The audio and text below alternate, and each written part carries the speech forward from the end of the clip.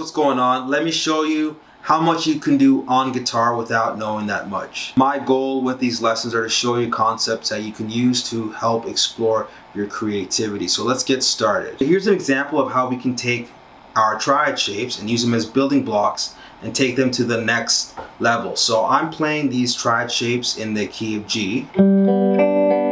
That's the first inversion, and I'm just playing it on the D, the G, and the B string. So what we're going to do now, we have the low E and the A string that we're not using. So we're going to add notes on that string to the triad shape to give it a different sound. So let's start off by adding the G on the 3rd fret of the 6th string. Nothing too fancy, just a G major chord. But now we can add the 5th fret on the 6th string, which is an A. So now we got G over A. Now we can go to the A string and we can add the 2nd fret, the B. Or we can go to C, give it more of a suspended sound. We can add an E, which is just in the triad shape already. Sounds kind of cool though on the bottom as well. This is something that piano players do all the time. You can do the same thing on guitar. Let's try it with the 2nd inversion now. So we can add a B, just 7th fret on that low E. Now I can add a C on top of that, or on the bottom, sorry. And that is a C major 9. You probably recognize that sound. Really nice sounding chord. Now if I play that 7th fret on the 5th string, which is an E, guess what? We get an E minor 7 now. And if I add that 10th fret note on the 5th string, which is a G. It's another nice way of playing G. Let's try experimenting with that 3rd inversion now. Now we're just scratching the surface because we can take that same concept and apply it to the high E string, right? So with the 1st inversion, I can just play that 3rd fret note on the high E, which is a G. Nothing too fancy, but now we can add something on that 5th fret, right? Which is an A.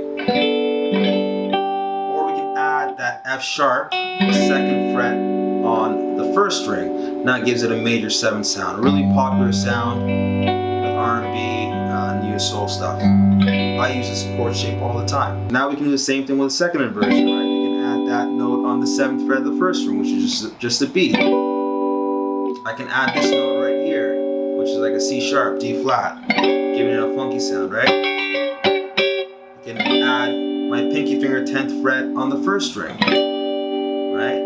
Which is just a D. You guessed it, we can do the same thing with the 3rd inversion as well.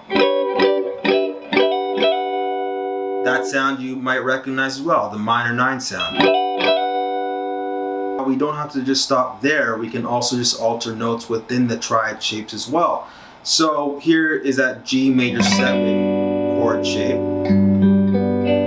So we got the 1st inversion triad, but now we're adding that F sharp on the high E string. Then I got my thumb playing that 3rd fret note on the 6th string, which is a G. So we got G major 7. What if now I just take that middle finger off and just play the open B string? That's a really cool sound. Or I can go back to the chord. What if now, instead of playing this note on the 4th fret of the G string, I play that note on the 2nd fret. This is what we got here. Which is like a G major 9 sound, I believe. Let's try something with the 2nd inversion triad shape. So we're going to add the E on the 7th fret of the A string. So now we got an E minor 7 sound. But now what we can do is we can take our pinky finger and we can add it to that note on the high E, the 9th fret note, C sharp.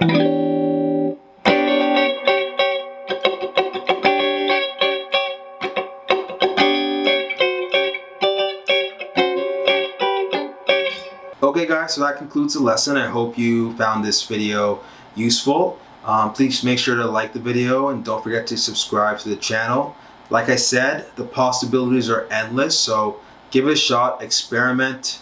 That's what it's about. Nothing I did in this video with the chords were anything that was That's never been done before, of course, but hopefully by experimenting, you're going to come up with some unique ideas of your own, and it will help you explore your creativity. So anyways, thank you for watching, and I'll see you in the next video.